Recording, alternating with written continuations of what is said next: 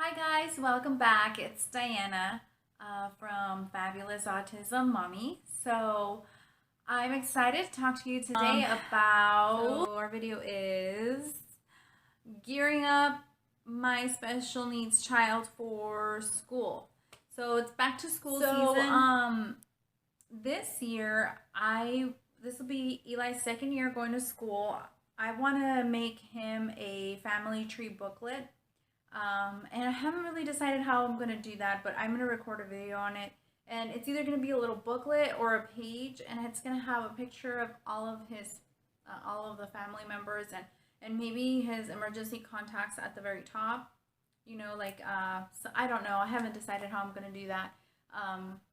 But I've come across a couple of times where, I have different bus drivers and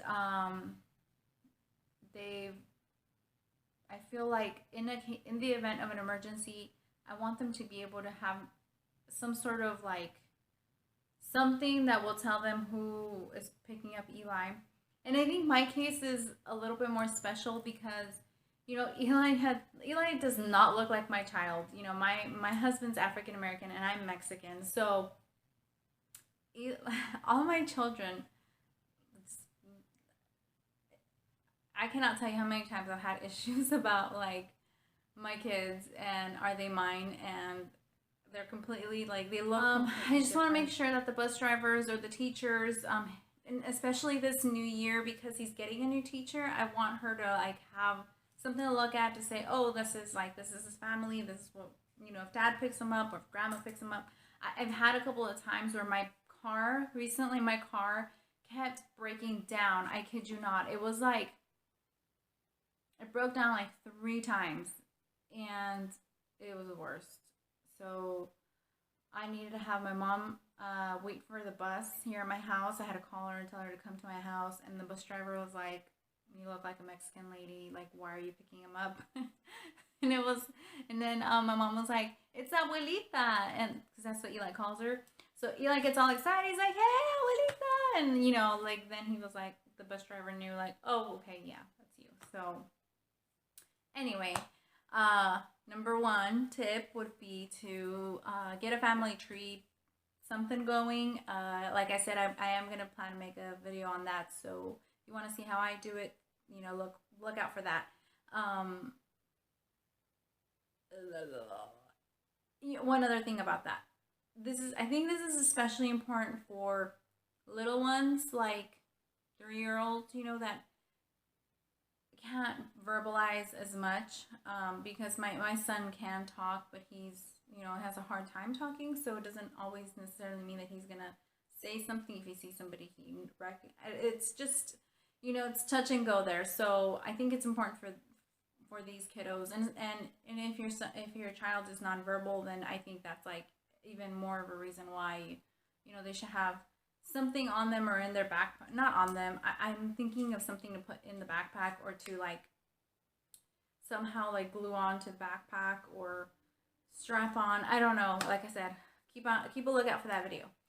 Number 2 is read books about riding the bus and going to school. Every time I'm gonna expose Eli to any new thing that's a big deal, I try to read books to him. I usually go to the library because honestly I don't have it in my budget to buy a book about everything that happens. So if I can find it at the library, I'll check it out at the library. I look up YouTube videos on whatever it is that we're doing. So let me give you an example. When we were gonna start potty training Eli, oh man, that's a story. I really need to tell you guys that story. Anyways, so when we were potty training, we're getting ready to potty train Eli. I mean, I kid you not, it was potty central at my house for about 3 whole days. Maybe I started reading him potty books a week before, and then come Friday, Saturday, and Sunday, I made him watch potty videos all weekend long. That's all we did, was watch potty videos. It was potty, potty, potty, potty. So if you can find books on riding the bus, if your child has never been on the bus before, that's a really good idea. It's a really good way to expose them and kind of just let them know what's going to happen. And same thing for going to school. You know, if you can find like cute little videos. I like Elmo. Elmo's really neat. So if you can find any videos on Elmo going to school or Elmo riding the bus. I mean, if you can try to find like make it age appropriate, you know. So if it's a toddler, try to find toddler videos that are talking about riding the bus or going back to school. That's tip number 2. So tip number 3 is practice wearing new shoes, clothes, and backpack. My son last year, when his first year going to school, he didn't want to wear the backpack. He didn't want to have anything to do with it.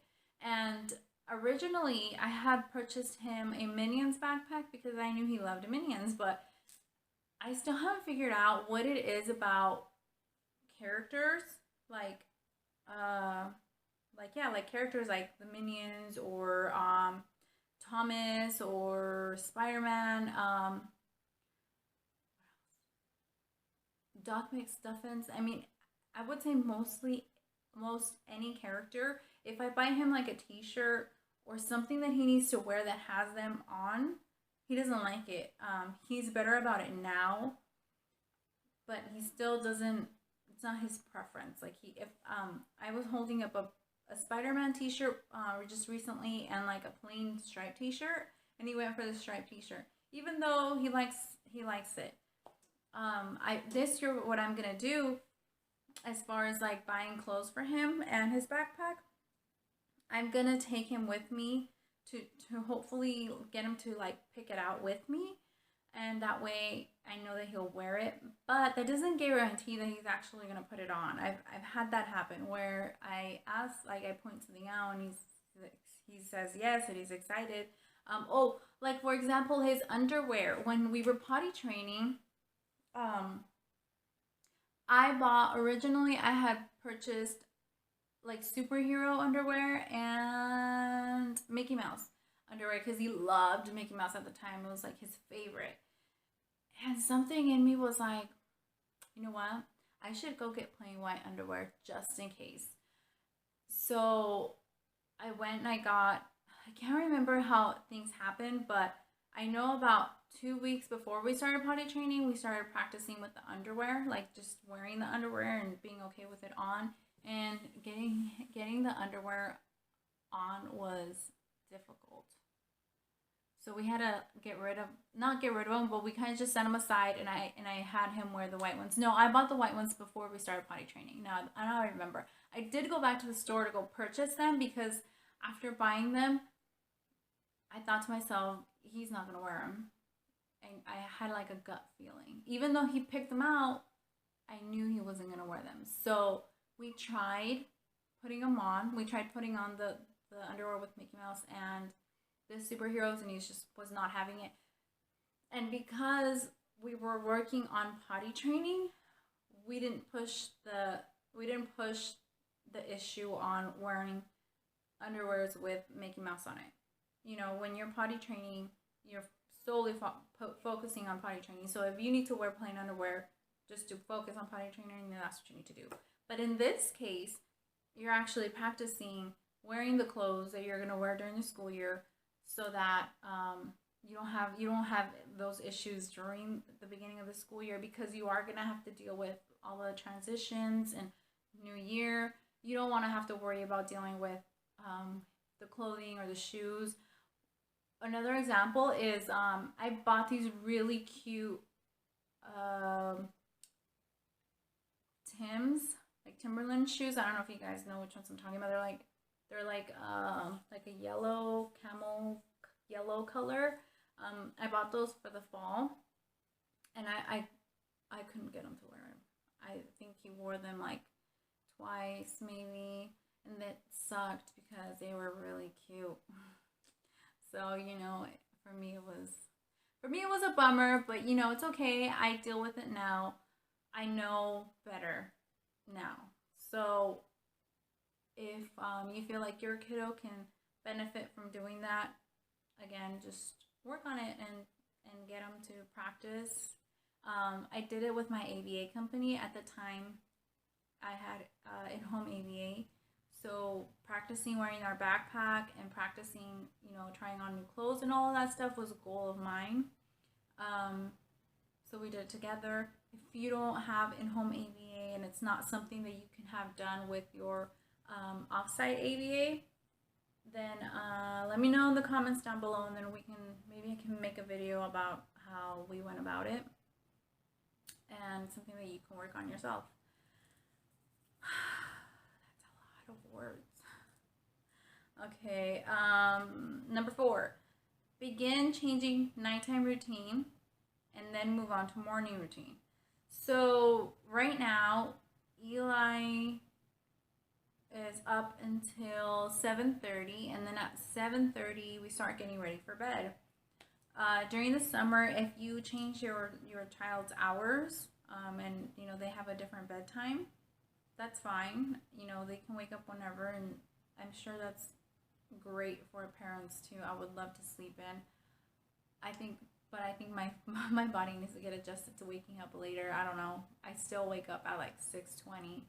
No matter what, I wake up before my alarm goes off, so I don't know if we're really gonna need to change our own routines. But if you do change your routines, like my older kiddos, my stepdaughter and my daughter, I'm sure they're not home right now; they're on vacation, so I'm sure that their routines are jacked up.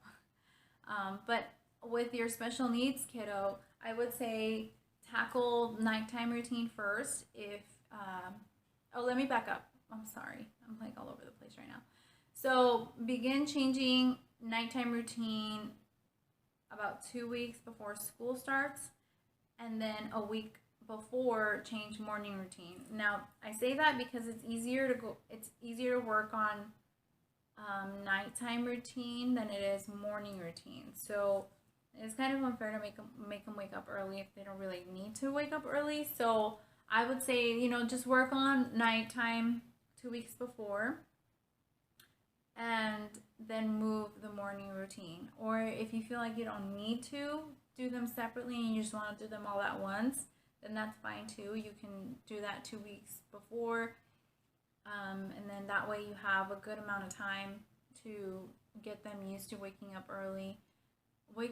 Nobody likes to wake up early. So again, when you're gonna have to deal with bus, if your child rides a bus, and then a new school, environment, lack of sleep is probably not gonna be on your side. Meaning, like, it's gonna be harder to get through the day if they're tired.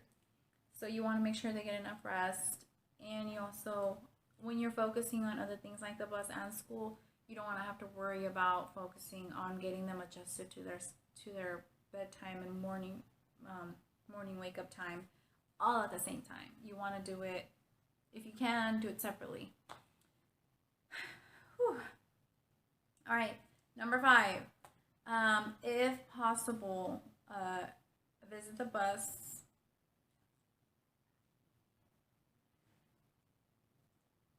Number 5, if possible, visit the school and get them used to it, get them exposed. And also, if you can, it would be nice to get to see inside the bus and practice sitting down and just kind of, expose them to it before he has to be bussed. My son didn't have that, so for the first week, I would say it was a struggle. And I'm talking about just using some strength to get him to sit down and buckle him in. And once he was buckled in, by the time he got to school, he was fine. I made sure to check in with the teacher to make sure that he was going to be okay. And you know what? Actually, I'm having a little bit of a flashback. The first couple weeks of school, I actually dropped him off because there was an issue with the pickup time, which I wasn't okay with. I wasn't okay with the time that they were telling me they wanted to pick up Eli. I felt like it was way too early. So I told the bus manager, I said to him that I will be dropping him off until he can find a time that's reasonable, because they wanted to pick him up like 2 hours before school started, and I was like, no, that's not gonna work. So anyway, that's a whole different story. But I guess all I'm saying is, see if you have that, if you can visit the school, and if you can, not visit, but get to see the bus before school starts. Again, that's awesome, and that would reinforce the books and the videos that you watch. It would help them bridge those two ideas together and make going to school a little bit, a little bit, I don't want to say easier, but hopefully it's a smoother transition as opposed to not doing it. And I guess if you could put yourself in that same situation, if you're a 3-year-old, you've never been anywhere like school, you've never been on anything like a bus, so not knowing what's going on, and all of a sudden you need to get on a bus and you need to go to school and your mommy's not with you, like that's huge. That's a huge transition. It's huge for our typical developing kids, so you can just imagine how much harder it is for kids that have special needs. If you have any questions, please leave it down below and I'll make sure to answer it as best I can. My next video, I have a couple videos coming up. I'm doing a Victoria's Secret haul. I'm doing also a back to school for your typical developing kids, for all those mommies out there that have kiddos that are going to school that aren't necessarily special needs. And I'm also working on an autism and insurance video, but sometimes these videos can be so dry that it's kind of hard to keep. Sorry guys, my battery died, so it cut right in the middle of my sentence. But I think I was saying that finding the right way to deliver the information for autism and insurance is a little difficult, I would say. I mean, I could sit here and talk your ear out, but it's not fun. And I feel like, it's easier to grasp information when it's fun and creative. And my goal is to get myself a better camera and some big girl software, so I can get all fancy. So yeah, that's pretty much it. Alright guys, well, make sure you give it a thumbs up if you found this helpful, and share and subscribe if you haven't done so yet. I guess I'll talk to you later. Bye.